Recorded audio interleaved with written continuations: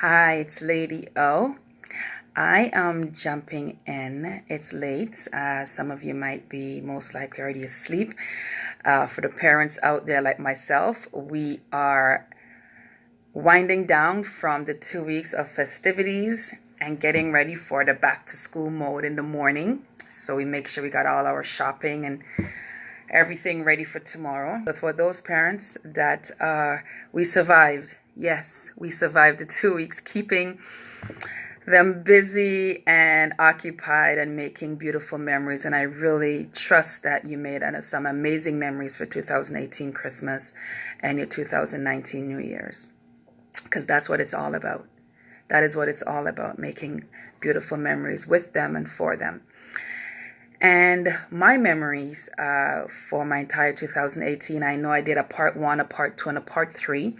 I should have done a part 4 before, but everything happens for a reason. The kids and activities and spontaneity things popped up, and I wanted to really formulate my part 4 properly. So the part 4, I think it's a delay, but nothing is delayed. Everything is in its perfect timing. So to sum up my 2018, part 1, part 2, part 3, I list all my major wins. And the wins are things that I accomplished and things that I learned from different events and different projects and initiatives and collaborations and relationships during that year, things that I learned. And so I still see things as a win because I learned some stuff, and I win by receiving and just being a part of some amazing initiatives that are close to my heart. So the major one, I would say, out of all of them, I listed everything 2018, the big things, my website, the Speak and Write, and out of Speak and Write, all the coaches that I've now and programs that I'm in currently, that is to project into 2019. But other projects, in collaboration with Awakening Inner Voice and being the adult support for the teens and their stories. So the adult ambassador for the stories of the youths. That was great, and just all the other things that I listed. But the Empress Walk, I would say, was the one that I learned a lot from. Although I wasn't in the audience, we were behind the scenes getting painted by Carissa. During that time, there's some things that it really sit with me, being a breast cancer conqueror. And for those of you that are not familiar with the Empress Walk, please check it out by Giselle Wilson. And she's doing amazing things. And just sitting there, that was also the highlight of my 5-year breast cancer clearance. So I was officially breast cancer free on record, so I'm no longer needing to do my yearly checkup. So that to me was the biggest win for 2018, is getting that clearance and being able to celebrate it with the Empress Walk and being there for those couple hours and prepping, just sitting in the fact of everything that I've been able to conquer.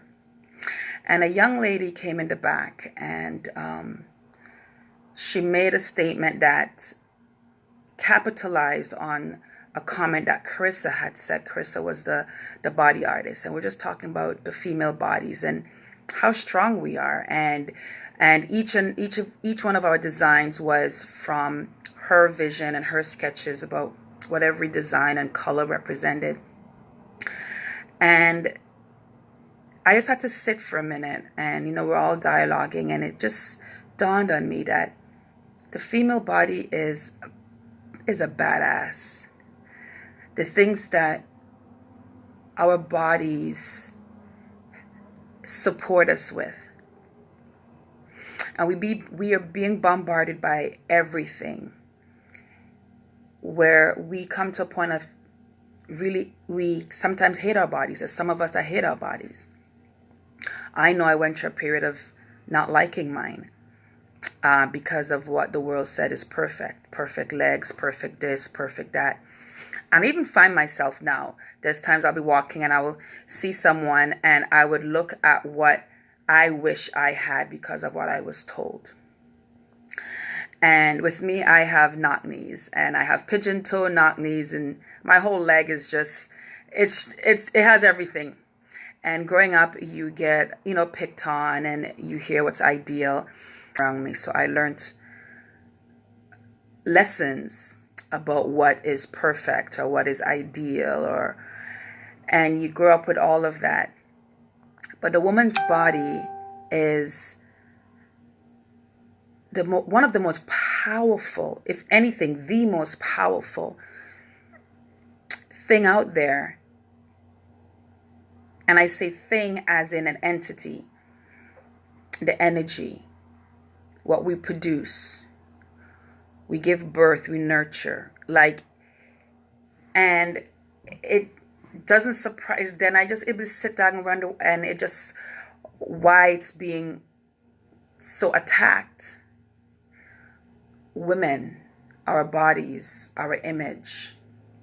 So at the Empress Walk, and I was in the backstage getting painted and prepped, I was able to sit and really reflect on what I've gone through. And it's just like my life was just, I remember things when I was 5, 7, 8. And the things that was done to attack my body. And Carissa said something, and I honestly, life of me couldn't really remember it until a young lady came in, and she made a statement about our bodies and how and she said she, as in the energy, the female energy, she's been with us. She supported us, and she's brought us through a lot. And I had to just sit there when the young lady came and she made that statement. I said, what, Carissa was mentioning something in regards to just the power of the woman's body, and how we don't give it the credit and the kudos and the celebration. That's why we talk about self-care, that we have to be unapologetic women about self-care. Because this right here,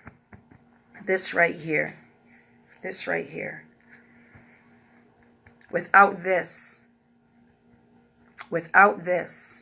it's over. Incest, being violated, and these are things that we as a community, the Black community, and just society in general, I guess, it's very quiet, and dark family secrets, and rejection, betrayal, grow up, sexual assaults, rape. Then you have trust issues, and then you become protective of your environment, and then now you're being misunderstood as controlling, being misunderstood as being a bitch. Yeah, I said it. People don't understand why, and they say they don't care. But they judge your actions, but they say they don't care about the story. But I got a deep revelation about me. And why she couldn't let me lose. And she never allowed me to lose. The many times of my attempts and thoughts of suicide, because of the things that happened, and the life that I said I would never have, which would add to me, and what I said was my mother's life, and doing everything possible to pick the right person that would not be my father, and then ending up, no matter with everything that I thought, ended up having men who turned out to be that way. And having friends that you realize that they gave you advice not for your own good, but because they were jealous, or they have their own insecurities, or they did not like who you were, so they gave you advice. And you, being blind, I told you I learned a lot. And this wasn't just 2018, this is just me looking over my life. Because my first serious relationship was because I listened to a very close girlfriend that I thought she had good interest, my best interest, and she's like, oh, your standards are too high, give him a chance. Because I was like, no, I'm not messing with that, I'm not. And she's like, you know what your problem is? Your standards are too high. You want perfection. There's nobody there perfect. And look what he's doing to get your, he's doing this, he's doing that, he's doing this.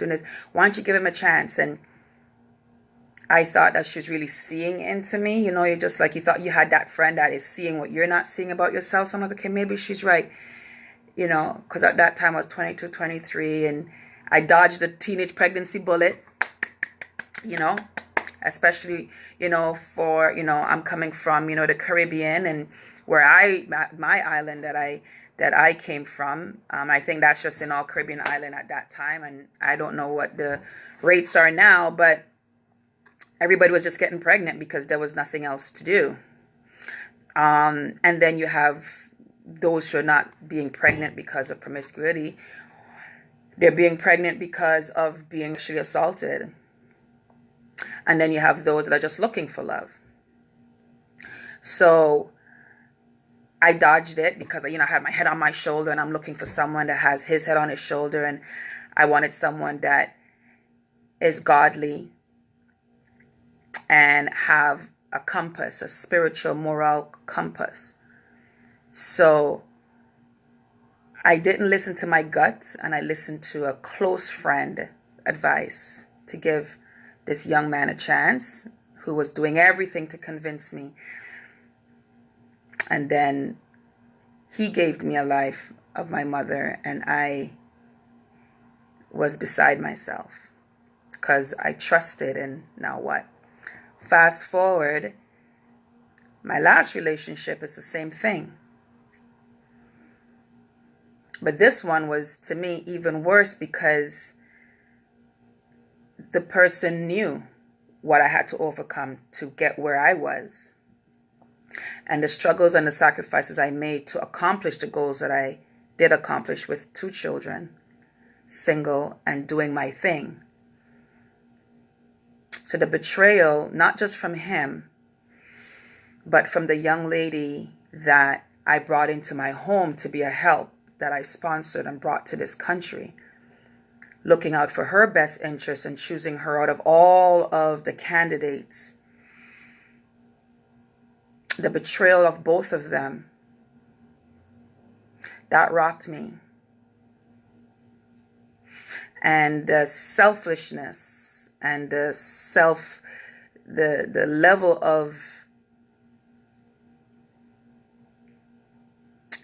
of disregard.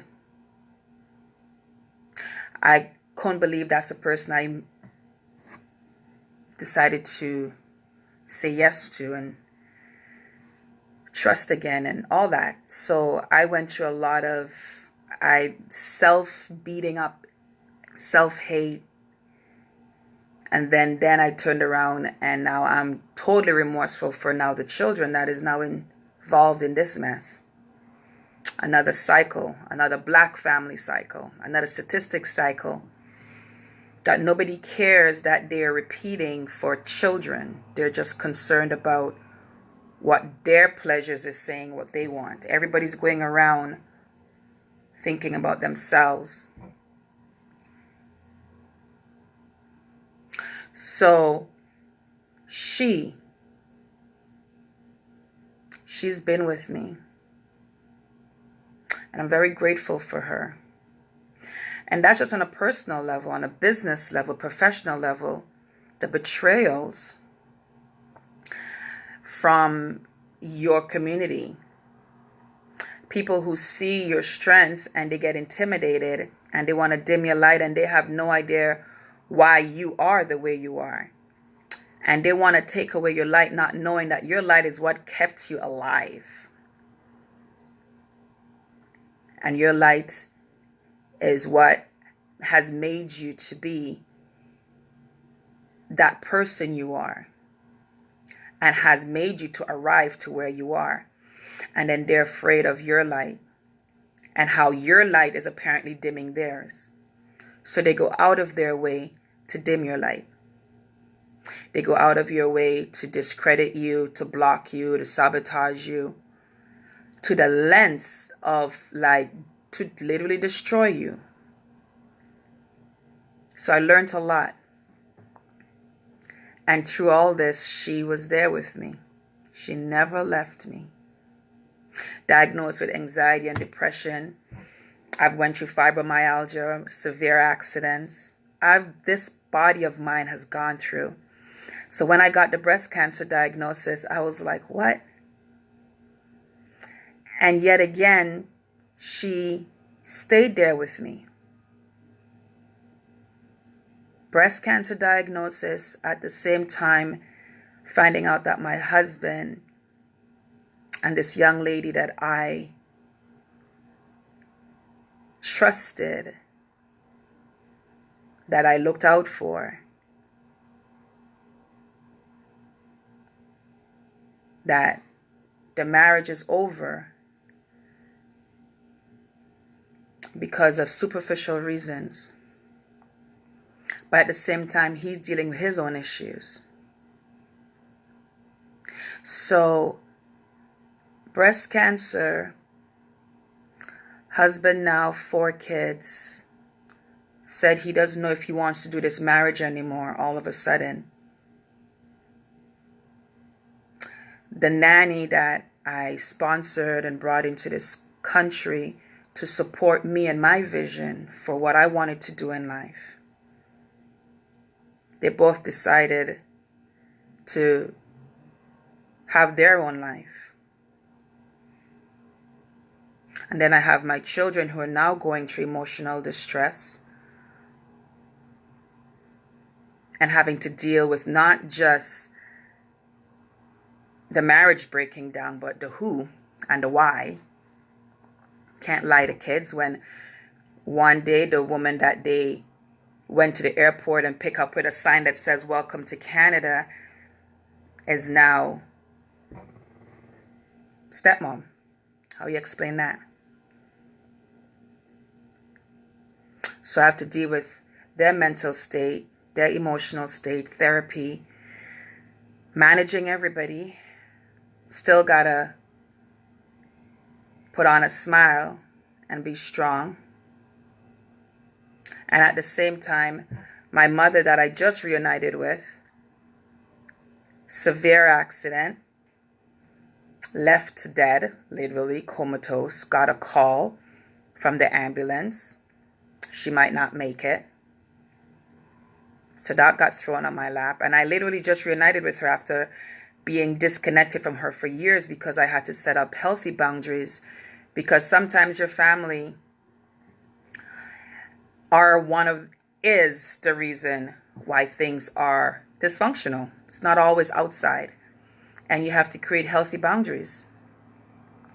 And then and now, I'm very confident that when it comes to family, I have to create healthy boundaries. So I reconnected with my mom, and then a couple months after that, she was hit by a car. And thank you so much, Christine. And got the call, and at that, so 4 young kids, marriage is going crazy. Mother's hit by a car. Just reunited with her. It's not like we weren't speaking for years. So all of a sudden I got thrown into a role that I'm like, hold on a minute. And apparently nobody's around stepping in. And I've always been the one in the family everybody runs to. The youngest in the family, but the one that everybody runs to. So all this is on me.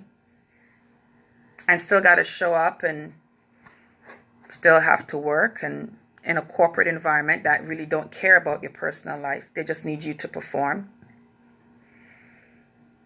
And while I'm managing all that, I still have my passions and my things I want to do. But now I have to prioritize. At the end of all that, I have breast cancer. So guess what? That's priority number one. But at the same time, all of the support systems that a person in that has a diagnosis like that would need was literally ripped away from me. And the one that you would think and that should be there, which is your husband, left in the midst of it, knowing that this is the time when the children would need him, I would need him. And he used that time to punish me for saying no to the type of marriage he wanted, which was an open marriage. And he wanted to transition it into that. And I'm like, no, dude, it doesn't go that way. So now this was to him a way to punish me, for me to see how much I need him and for me to take him back on his terms. So he used my cancer diagnosis as a bargaining chip. If you want me to help and if you want me back, you have to take me on my terms. And that would include him and her.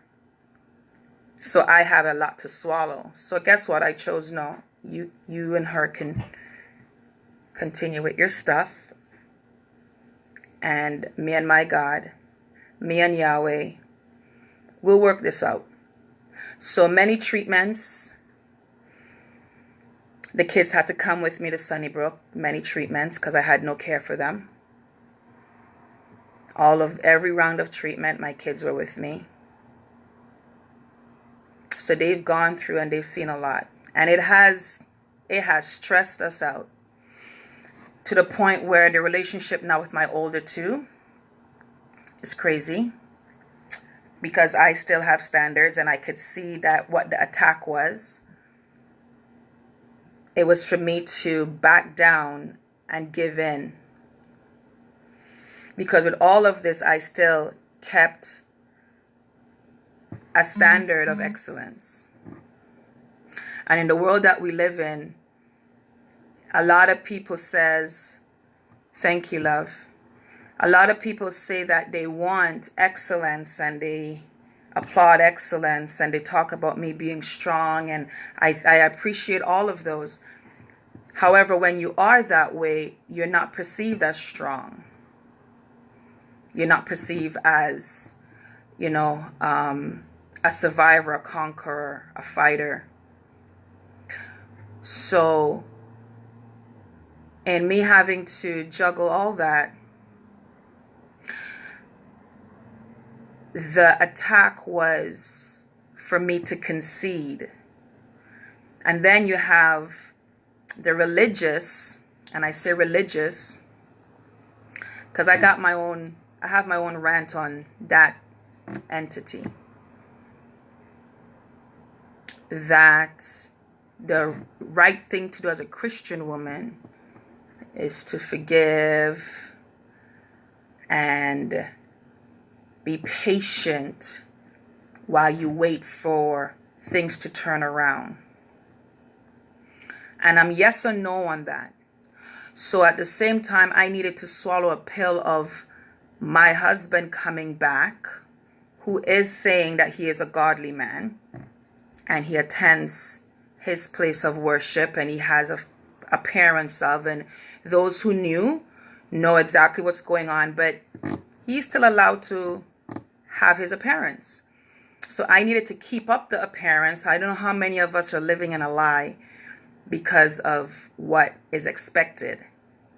So I was expected to suffer in silence and accept a man in my life to come back into the home under his conditions that are just not in my standards. There are some women out there that are okay with open marriages.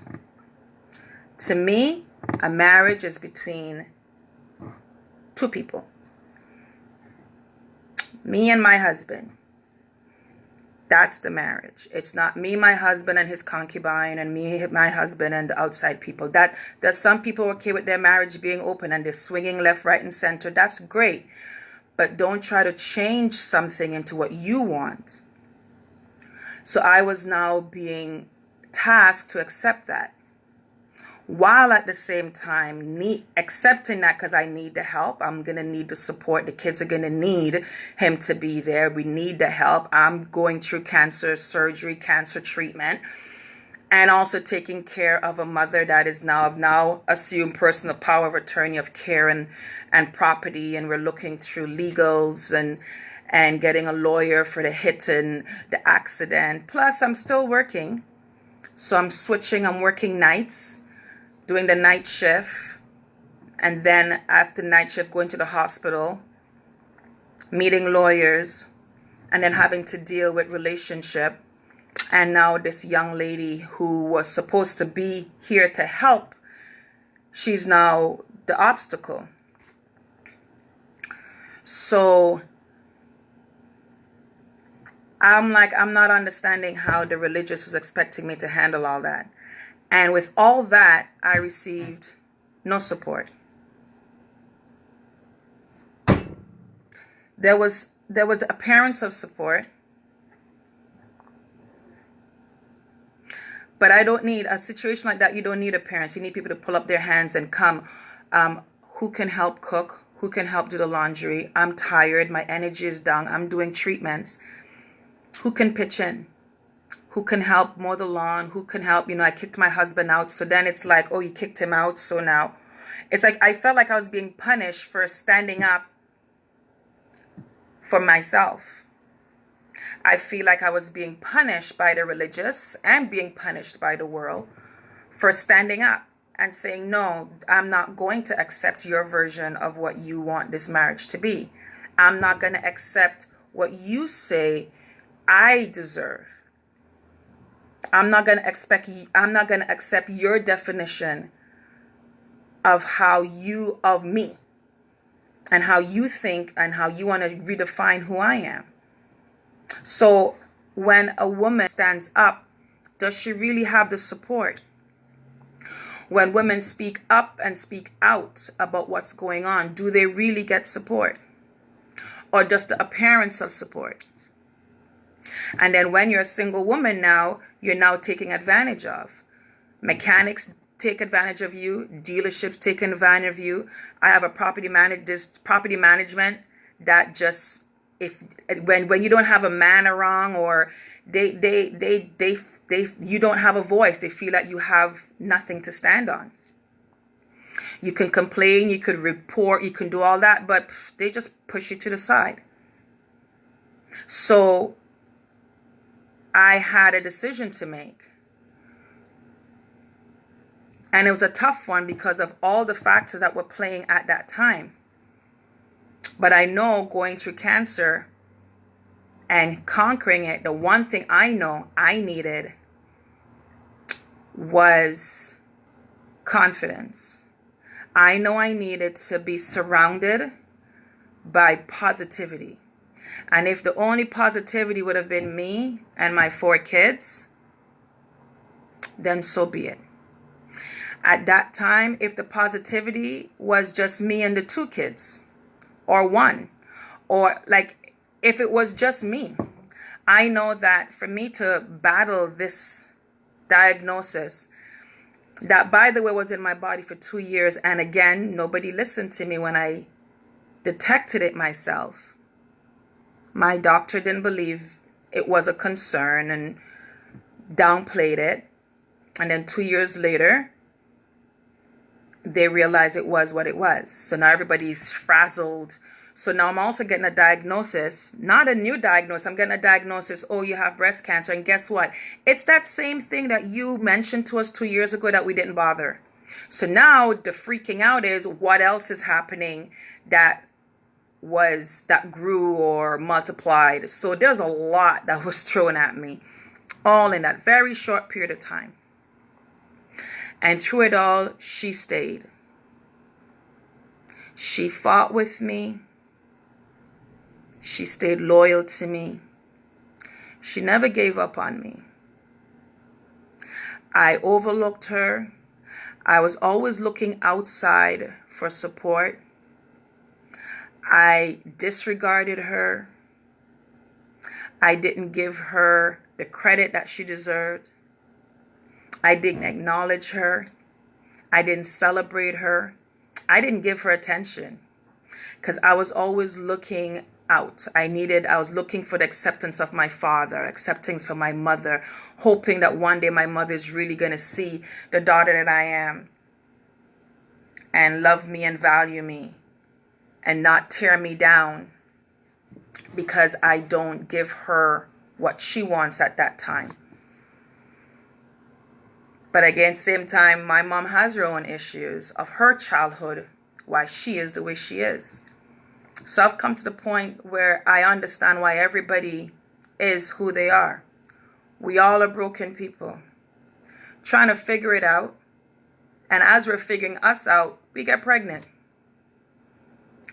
And I'm talking about we because I can't speak for the men. I just know the men have issues too.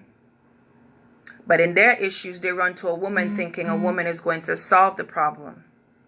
And we are hurt, we are broken, and we're looking and we accept them thinking that, oh, they really see us. But they don't see us. They don't see us. What they see in us is an answer for some issue they have. They see us as a filler for whatever they're lacking or they're missing. Whatever attributes they see, it could be the ass, it could be the hair, it could be the skin color, it could be the shape, it could be the smarts, it could be she has money, she's born into money, she got money, she's pretty, whatever it is that they see us as, they really don't see us. They see us as an answer for a deficiency or a lack of that they have in some area. And apparently we are that to fill that void. Now, we don't see that that's how they see us. We think that they see us and they love us and they want the best for us just like we want the best for them. And we're going to build legacy together and we're going to build. And that's not how they see us. So they're broken. So while all this brokenness is happening, she's still with me. And she never gave up on me. In 2018, I learned a lot about her. I learned that she can bounce back because she reminded me of everything that we have bounced back from. She reminded me of the molestations that we bounced back from and how she helped me just put that in a part of my mind and just develop survival skills. She reminded me of the rejection and the betrayal and the abandonment and how she was there to help me manage that. And how she helped me get a lot of street knowledge and how to protect myself. And when we had to be on our own, how she kicked into gear. And she just got my vision and my insight and my awareness heightened. So we were tag teaming. She was always there with me. She was my ride or die. And she reminded me of that while I was at the Empress Walk, being their body model for their breast cancer event, Conquer Awareness event. She reminded me of all the things that she helped me through. She reminded me of the failed relationships where people judged me because of my skin color or my age, or that I wasn't good enough for their son. And how that completely, again, went after the value of who I know I am. And she reminded me, remember I was there. I didn't leave you. And I said, yeah, you did get me. I was like, damn girl, you were there for me. She reminded me of the severe accident where I was diagnosed with fibromyalgia. Couldn't move, couldn't walk. Couldn't.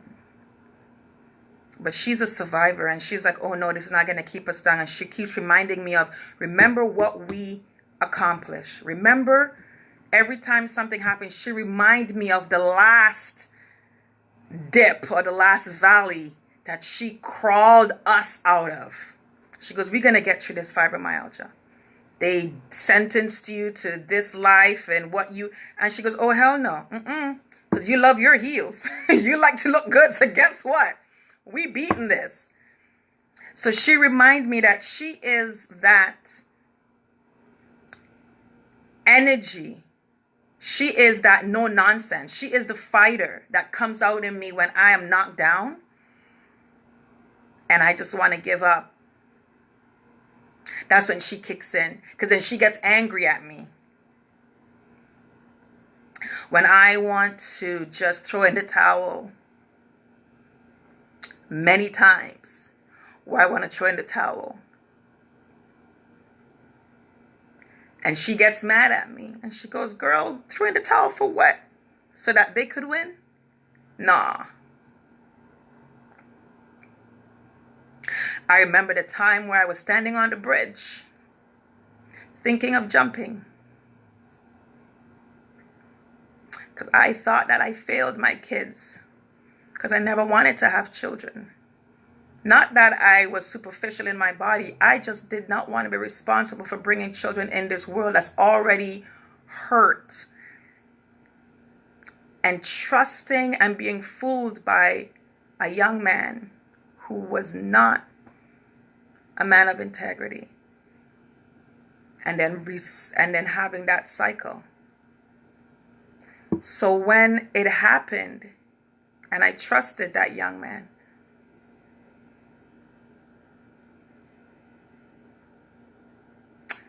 and the people that gave him the blessing to pursue me, the people that I went and we spoke, and everybody's like social support, is the same instrumental people that persuaded him. So I was mad at him because I thought he had a head on his shoulder. And I was mad at him because I'm like, you know my life. And you know I didn't want to have children. And you did everything under this earth to convince me that you are different. And each one of these people you went to, and each one of these people apparently gave us a blessing. And then all of a sudden, I was not good enough. Especially his father. His father had complex issues. I was too dark, because his father has a color complex issue. He's black too, but apparently I was too dark. And I was older. And I was like, I was always older. That just didn't happen. And I was saying no, and everybody's saying to give him a chance. And then pregnancy happened. It's like, oh. So I remember standing on that bridge and looking at the cars passing by and thinking which one would have been the best one to jump in front of. Because I really thought I failed my children who are now in this world. And I saw the brokenness. I saw the generational bad decision of men. And now I have my mother's life. A life that I ran so far from.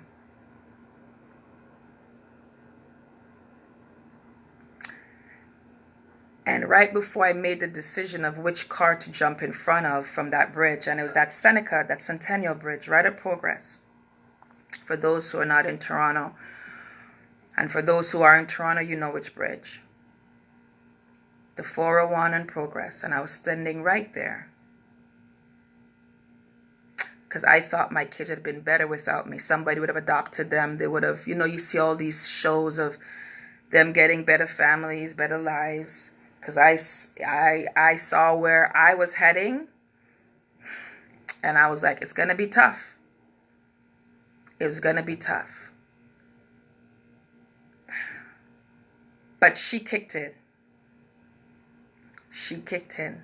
She got angry at me. And she's like, for everything we've overcome before we got here, do you remember your molestation from your aunt's uncle? Your aunt's husband, your uncle? Do you remember that? Do you remember that the many times when everybody goes and he comes and he molests you? Do you remember that? And we got over that, didn't we? Do you remember the time when your father was running after you to just beat you down because you confided in your mother and told your mother that you saw him with another woman?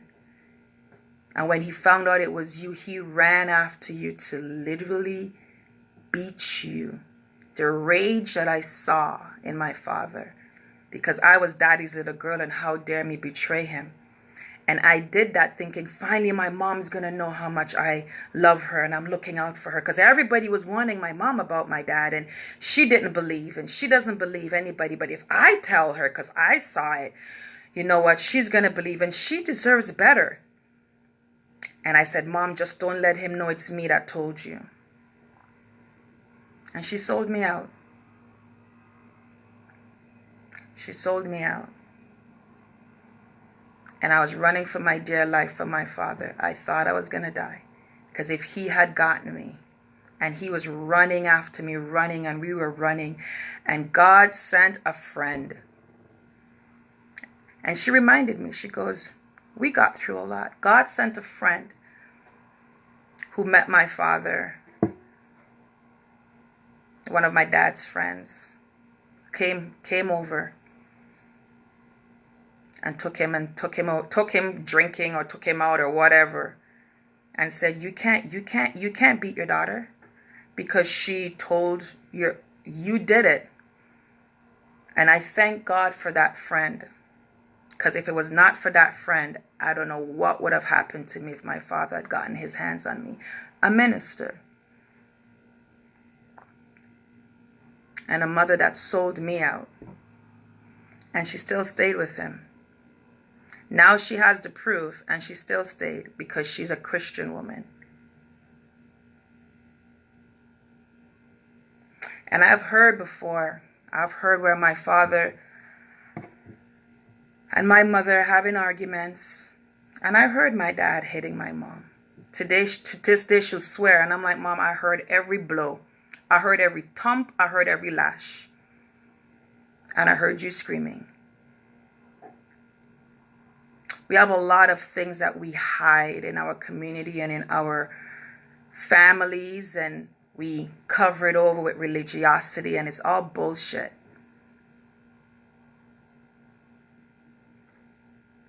It is. But she was there for me, and she reminded me of those things. And she goes, and you're going to make this knock us out? She goes, you're going to make this knock us out? And then apart from her talking to me, then I'm hearing my creator, Yahweh, saying, are you crazy? You're going to kill yourself over a dude? So you trusted and it didn't work out. So you listened to a friend's advice. You listened to all these people that said that he's a good person and he's a decent person and to give him a chance, and you trusted, and you thought you crossed all your T's and dotted all your I's, and you trusted, and he didn't come out that way. So you're going to give up? And what if your kids are not adopted by the family that you think is going to be better than you? Who's there to protect them? Who was there to protect you? She had to have a conversation with me. She goes, at least you had you to protect you. And you know what is out there. Your little kids, at that time, they would have been 1 and 3. They were young. Who would have been there to protect them? The father said he doesn't want to be a father anymore, and he left and he started a life in the States. And all his family seems to be okay with it, supporting it. You're on your own. Don't look to your family because they're all messed up. So if you commit suicide and you jump off that bridge, Who's there to watch over your kids? What if your plan doesn't work out? What if they do not get taken by a loving family? Because she had to remind me of the other stories. Not all the adoption and the foster stories are positive and have a happy ending. So she had to ask me, are you willing to risk that? Are you willing to risk you ending your life because you feel like a failure, on top of how they all made you feel? Because I was told I was fat now because I gained weight. I'm ugly because I gained weight. I'm not attractive because I gained weight. Like all this kind of stuff after giving them children, after giving him 2 children. And then I have, you shouldn't have trusted him. And I'm thinking all the advice after. It's funny how your friends and everybody want to give you advice after it fails. But they're the same one when you're in it or going into it. They're advising you that, yeah, it's a good choice. Boy, you got to be careful with haters, eh? Boy, they will smile and give you advice, but they're giving you advice to your detriment. But I learned a lot. So I decided not to jump off that bridge. And I returned home. My kids were asleep. And I cried myself. I bawled myself until I fell asleep myself. And I cried and I cried and I cried. I cried and I cried and I cried. So she had to remind me of that. With the second failure of the marriage now, and how he made me feel, and how everybody around, it was like a deja vu came right back around. She had to remind me, we've gone through worse, and you survived. So when I was at that Empress Walk, 2018, she reminded me that she's a badass and that she is here to stay. And she reminded me that who don't see you, that's their problem. They're not going to see you because they don't have the vision to see who you are, who we are. And professionally, the people that take advantage of your kindness, the people that take advantage of your generosity, they don't see you either, and that's okay. Just learn. But don't throw in the towel, because we've come too far. So this was supposed to be a short live, but just wanted to share and just kept time for me to share about the mask that we all wear. And this is particularly to my women, that your body, the spirit, your essence, who you are, is a badass. You are strong beyond measure. Be very mindful of who is around you. And I know you've heard it before, because I'm not the first one to say this big epiphany statement. You've heard it before. Be very careful of the people that are around you, and family included.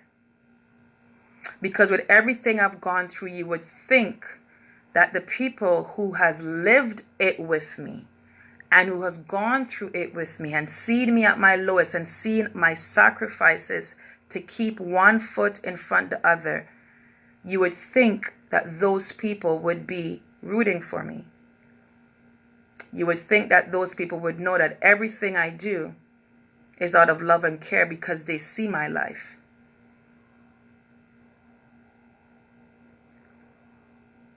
So family, be very careful. Because if friends don't knock you out, family will. And I saw that pattern again in 2018. I had family very close who betrayed me. All because of what they wanted and their feelings. And not seeing the danger in what they're doing. And they want me to okay it. And because I do not authorize or give a blessing, or I don't support the bad decisions that they're making, they turn. They get bitter. they get hurtful, and they would strike you in places to hurt you because you don't support the decisions that they want to make. And I'm like, if you make that decision, it's all on you to make it. We live in free will. We live in choice. That's what I've learned. Life is about choices. And we have in our family, and in maybe in your family, if you take stock and you want to think about it, what are the generational bad choices? I don't believe in this whole curse. There's a generational curse. To me, that takes away the power. You make it sound like there's some entity up there, then we all are just puppets and we have no control. No, you have control over what you do.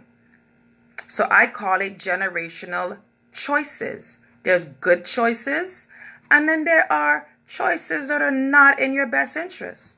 And if you look at your family, what are the repetition and the choices that keep happening over and over and over? So I am not going to support a choice or a life choice where I see in my family has kept this family in dysfunction over and over. I am not going to support that to have a kumbaya moment with you. No, I'm not. So as I said, somehow in this life, I always live a life of excellence. No matter what has been thrown at me, I'm not going to sell out excellence. No matter the cost, and the cost means I'm by myself. The cost means I had to go through cancer treatments by myself. The cost means I had to kick my husband out while in the midst of drama by myself. The cost means that I had to just swallow pride and accept that he is now with the nanny and now she's the next wife. I have to swallow that. Or I could hide. I could have shame. And I could be in a marriage and hush hush and nobody really know what's going on in the side, and you sleep in the basement and I sleep upstairs because of image.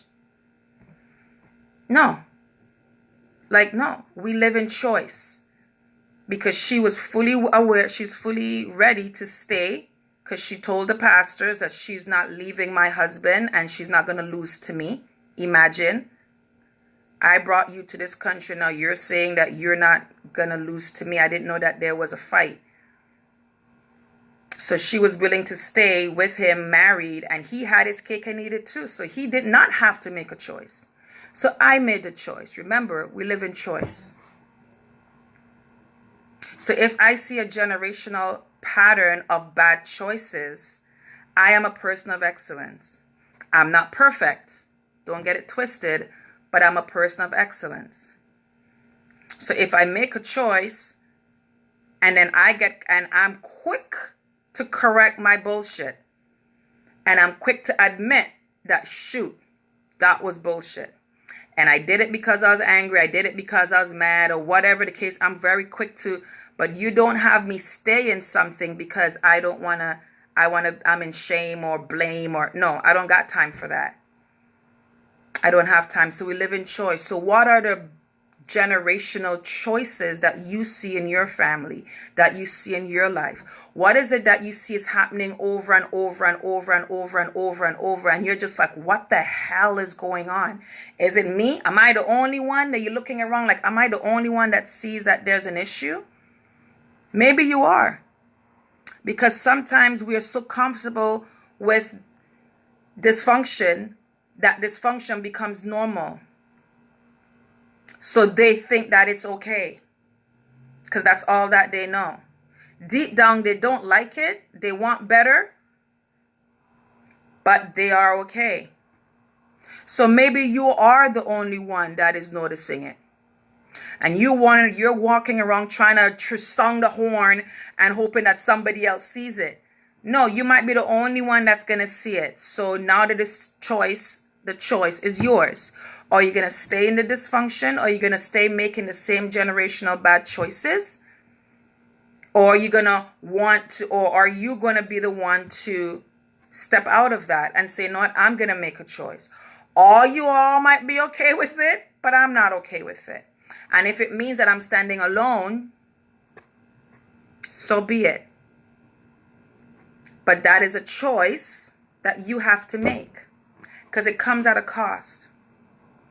but it also has a beautiful feeling at the end, because through all of that, I'm still smiling, because I can go to sleep knowing that I did the best.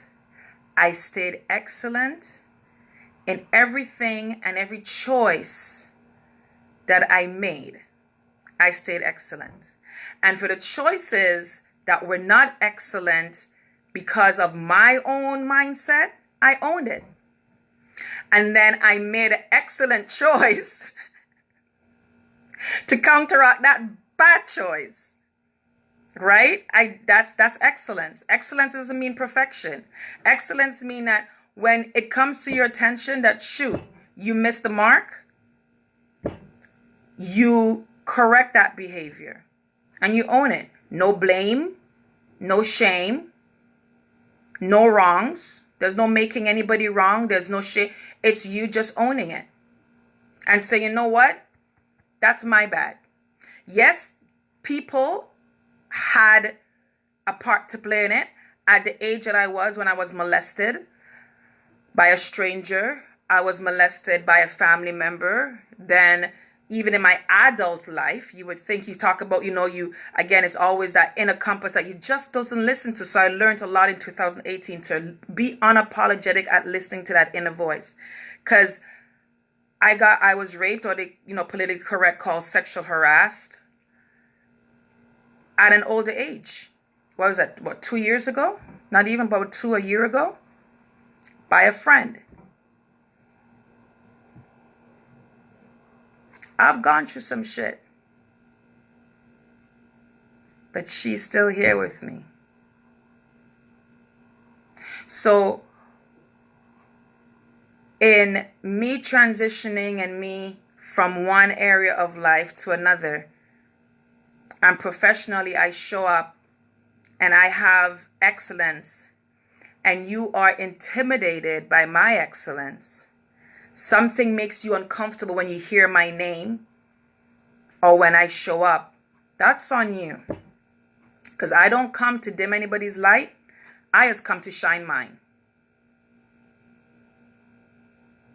I don't come to dim anybody's light. I come to shine mine.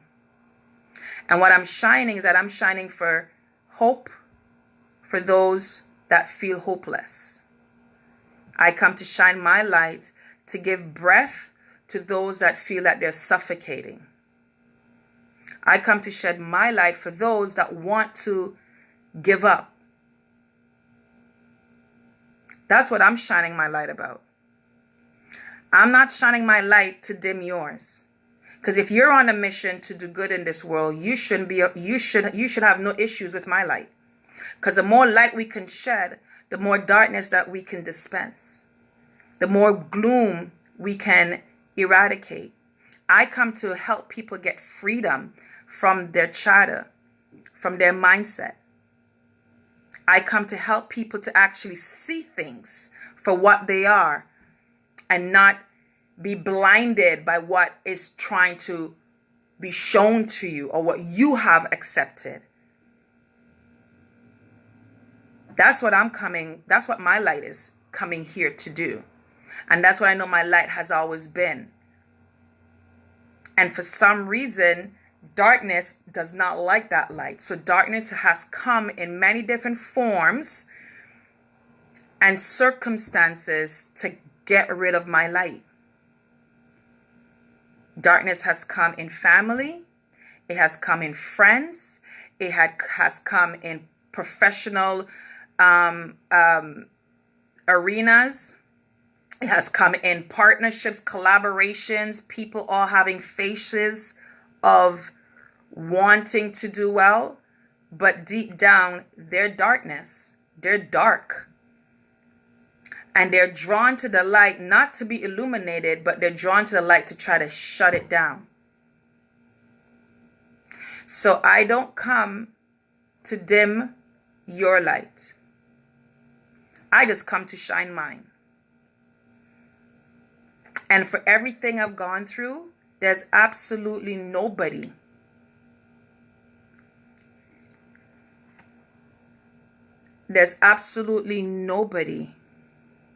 who is going to dim my light. Nobody's going to dim my light. Because one, she's not going to let it. Because she's like, listen, and I know my purpose is not going to allow it. So 2018, I tell you, that Empress Walk event did a lot for me in reflecting. And it gave me more of a resolve in what I'm doing in life.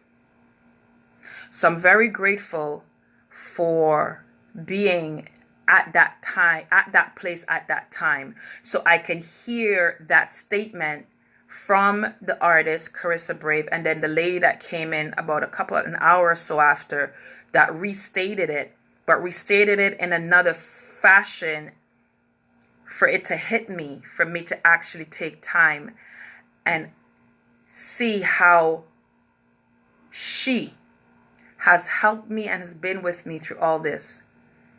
I also got an award, actually, and I gotten this award from MP Chen, Sean Chen, MP Chen. I knew him when he was Trustee Chen. And I was honored to receive this award in 2018. And this award I have in a place in my home that helps me to and reminds me of who I am and what my purpose is. And at first, when I got the invitation to come to the ceremony to accept this, I wasn't comfortable because I don't like to celebrate me. I would say I didn't. Now I'm very comfortable in celebrating me because she's gone through a lot. And MP Chen was hosting a special event to honor and present the Canada 150 medal to recipients that were selfless volunteers, passionate leaders, and or I'd say advocate proudly for their communities. And he remembered my passion for youths that over the years didn't fade away, but other priorities came up in life. But it was always in my heart. And him and I met when I was advocating for my kids in the school system. And then also, as I'm advocating for my kids, I was always advocating for other kids, as in, who else went through this? And let's do something not just to help my kids, but to help the next generation who's coming after my children. After my children leave this school, or like, we have to put things in place. We have to call things out. We have to address some issues, because if it has happened to my children, it means it has happened before and nobody did anything about it. And it's going to happen again. So that is how Sean Chen and I met when he was trustee.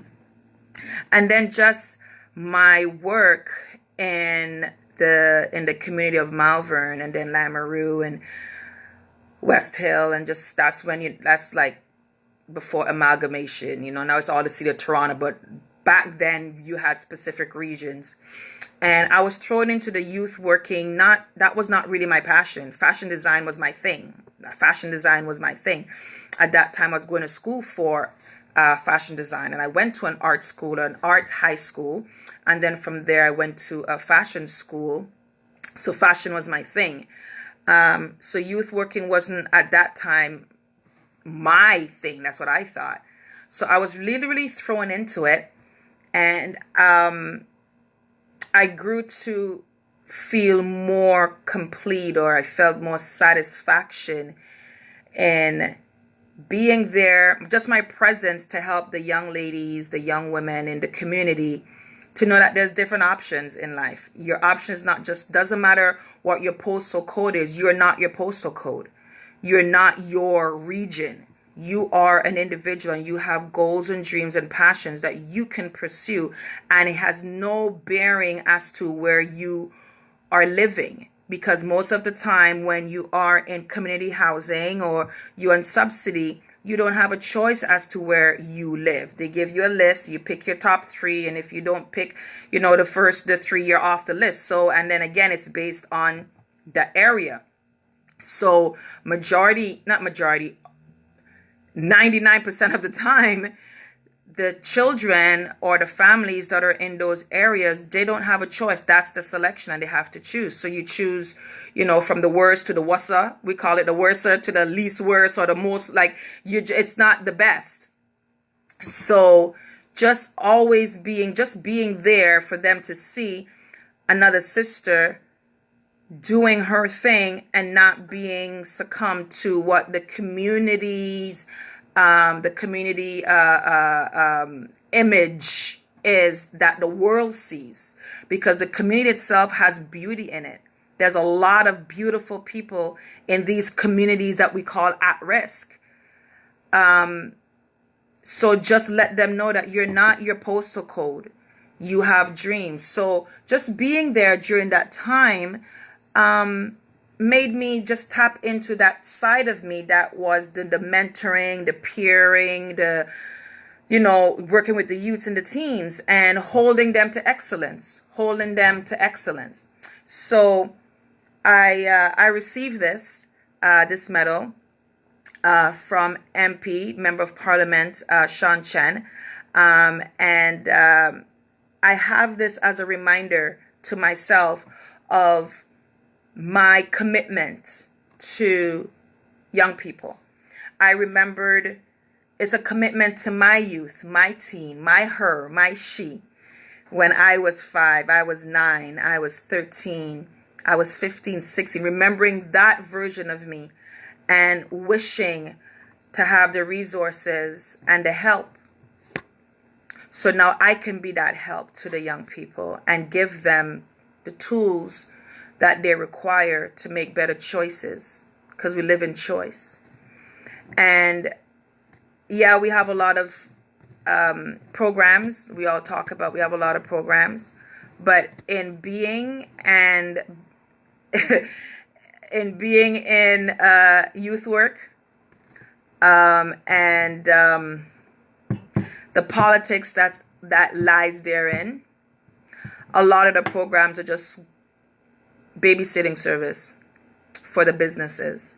The businesses does not want the youth around, especially black youth. More than 3, they get nervous. They feel like the image of the youth being in the malls or in their places of business scares away customers. So a lot of these after school programs are just to keep the kids away long enough for their business not to be impacted. It has nothing to do with transforming teens' lives, or it has nothing to do with giving them a space for them to actually work through their issues.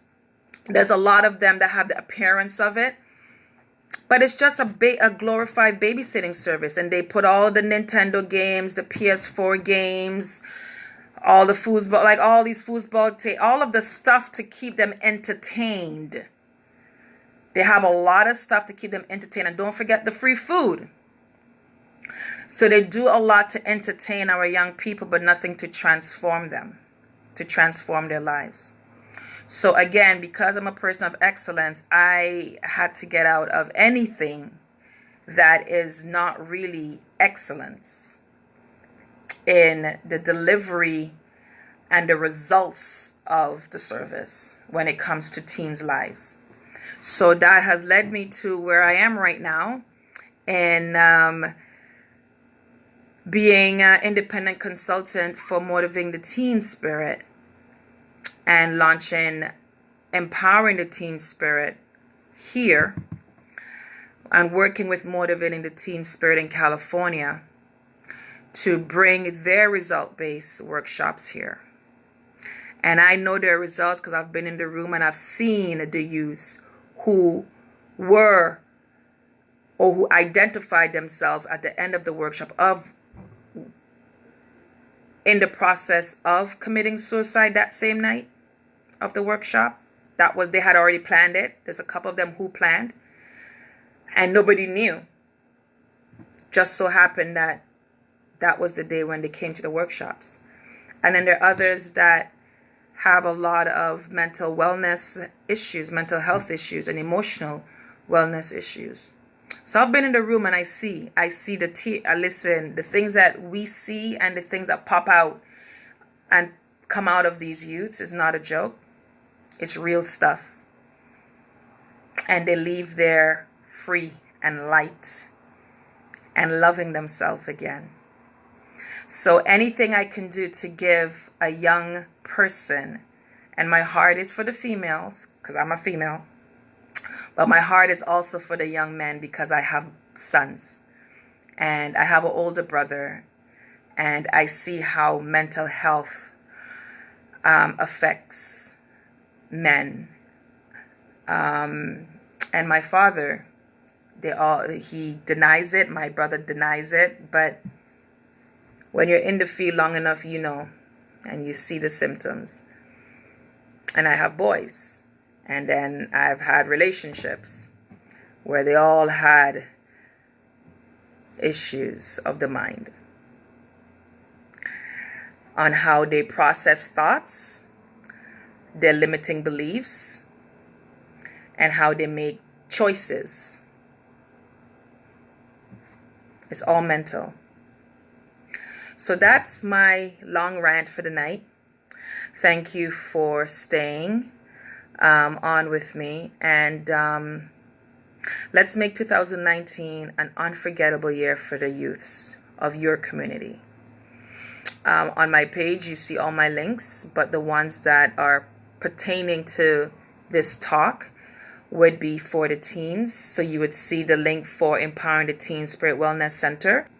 Those are the links for the teen part of me. So please feel free to click on them. Go on the site, see how you can help. See how you can be a part of what we're doing. And we're always looking for help. I'm always looking for help, especially on the Toronto side.